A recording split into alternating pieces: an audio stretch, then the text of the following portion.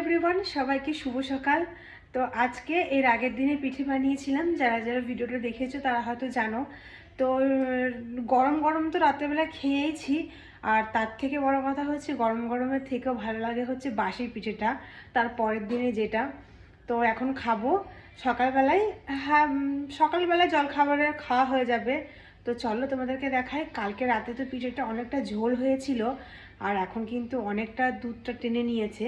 তো চলো তোমাদেরকে এক ঝলকে দেখিয়ে দেখো। এই দেখো কতটা বসে গেছে, দেখো চাপ চাপ হয়ে বসে গেছে।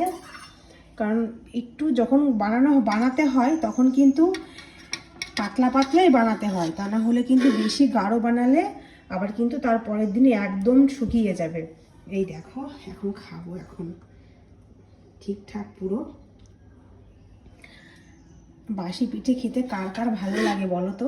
আমার কিন্তু বেশ ভালো লাগে। এই দেখো আমি একটু নিয়ে নিয়েছি, এখন আমি খাবো।